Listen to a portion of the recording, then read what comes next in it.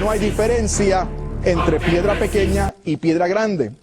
Jesús, como hablaba en arameo, no hizo diferencia entre una piedra y otra, sino que dijo, tú eres Pedro, o sea, piedra, y sobre esta piedra de la que estoy hablando, o sea, de ti, edificaré mi iglesia. Eso fue lo que dispuso el Señor. Y aún así seguía diciendo, no puede ser. Los profesores que escribieron, mis profesores que escribieron eso, que dijeron eso, o que interpretaron eso, no pueden estar en lo cierto, debe haber alguna escapatoria, porque es que yo no quiero que el criterio sea apostólico.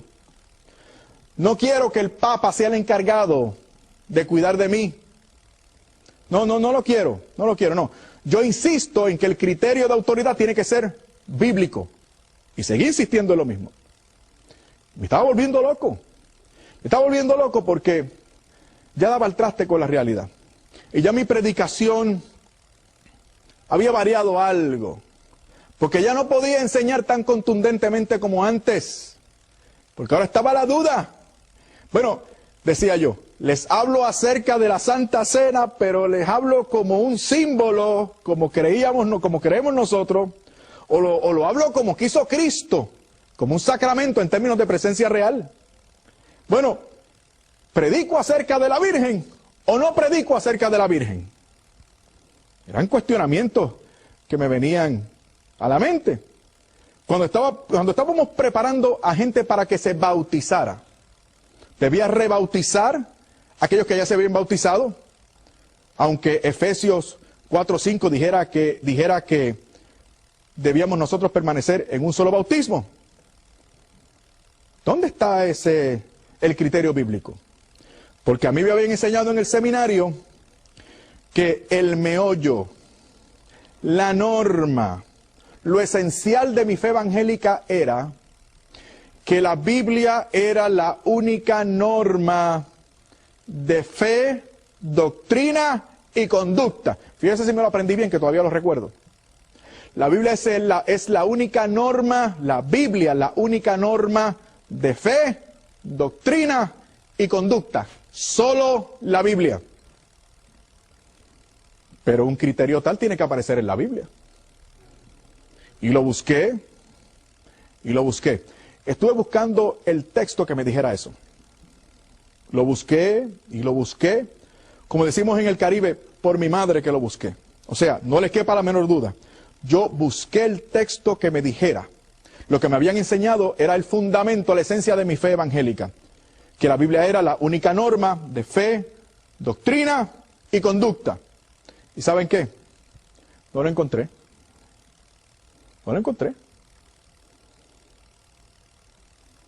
Voy donde algunos compañeros míos preguntándoles, oye, ¿te acuerdas de lo que nos enseñaron en el seminario?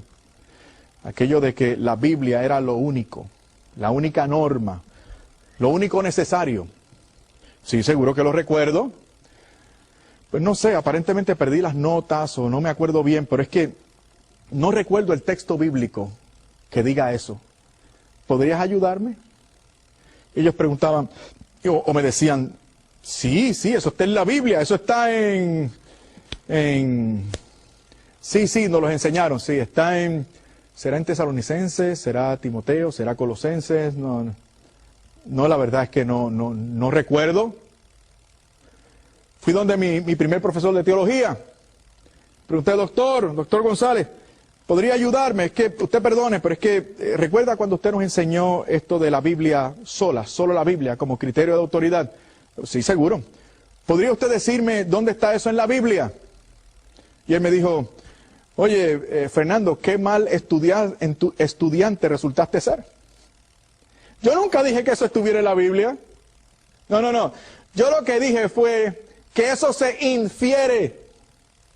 Y le dije, oiga, pero doctor, fíjese qué interesante. Resulta que el criterio más importante, teológico más importante, que indica que la Biblia es la única norma de fe, doctrina y conducta, no es bíblico. No hay un texto que lo explicite. Y me dijo, no, explícito no, pero implícito sí. Se puede devengar la idea. Entonces comenzó un pequeño debate. Y le dije, pero doctor, no entiendo, porque nosotros acusamos a los católicos, de inferir cosas y de no tomarlas según claramente estén estipuladas en la Biblia. Y me dijo, bueno, pero ¿quieres que te ayude o no quieres que te ayude? Y dije, bueno, ayúdame.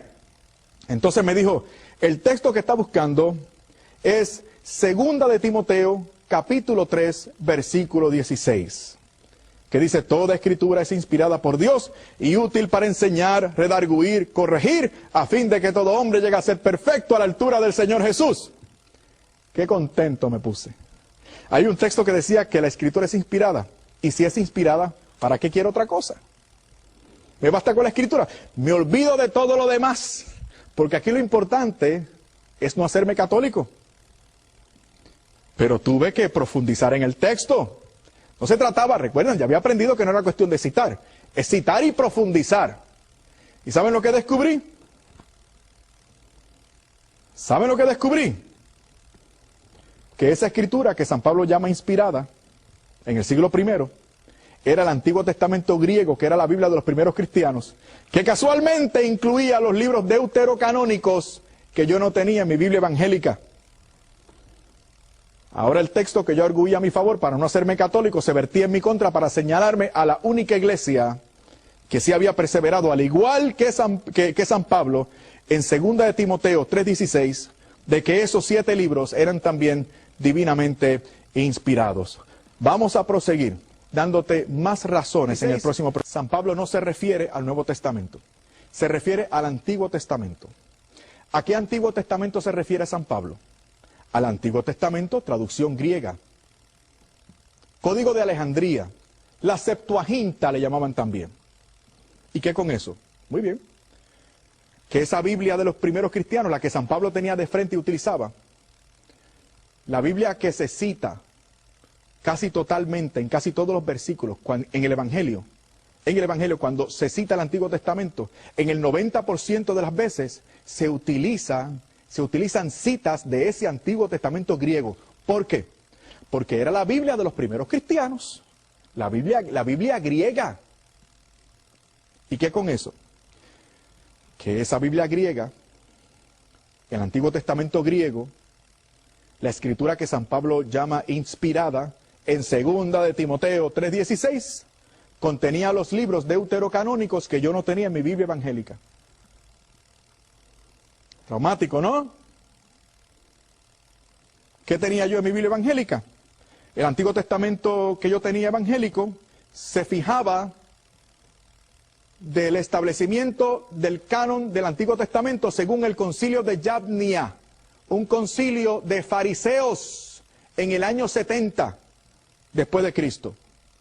Escuchen bien, los evangélicos se dejan llevar por el concilio de Yabnia cuando hablan o cuando defienden su canon del Antiguo Testamento. Dicen, como los judíos en Yabnia sacaron los deuterocanónicos, pues nosotros por eso no los tenemos, porque es un concilio de judíos. Miren qué interesante está esto. El concilio de Yabnia no fue un concilio cristiano, fue un concilio judío, fue un encuentro entre fariseos para declarar, según ellos, según su criterio, cuáles eran los libros del Antiguo Testamento que tenían que utilizarse.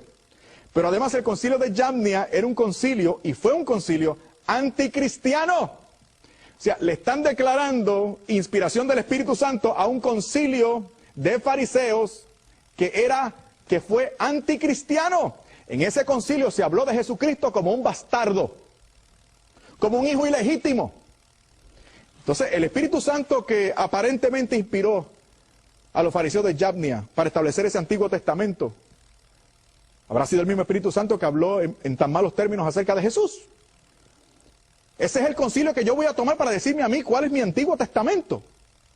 No, es el Antiguo Testamento que dice San Pablo en 2 de Timoteo 3:16, el Antiguo Testamento griego que contenía los libros deuterocanónicos, escritura inspirada por Dios según San Pablo.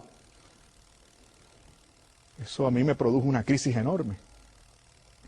Me la produjo.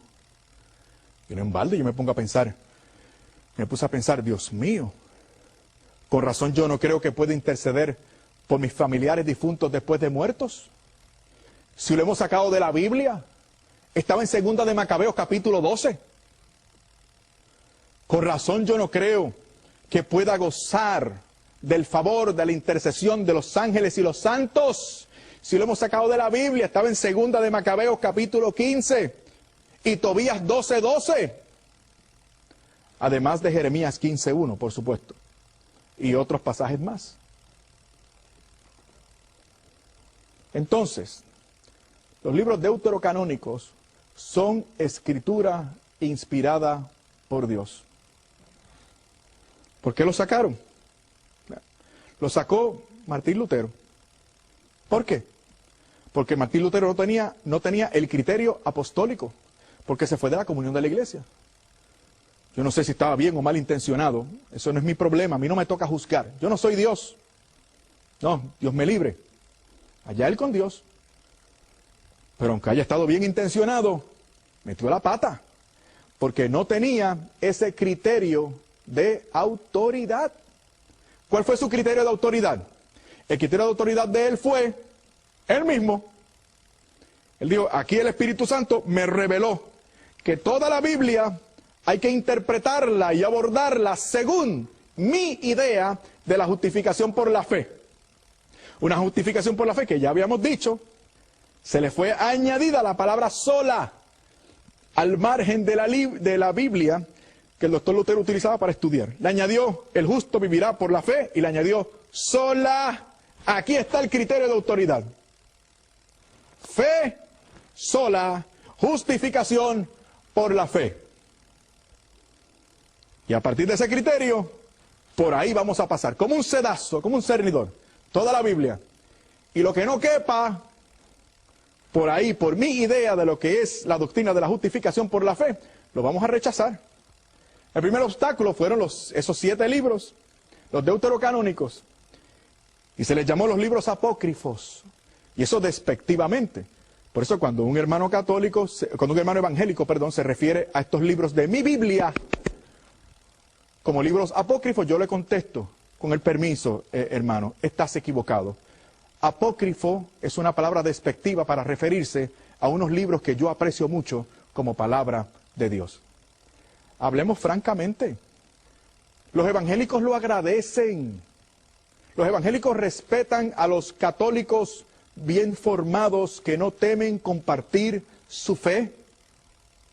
Los respetan.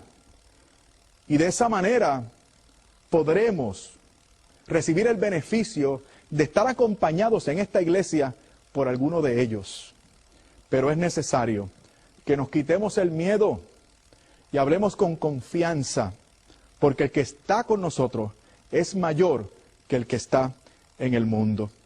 Ojalá podamos volver a vernos en el siguiente programa.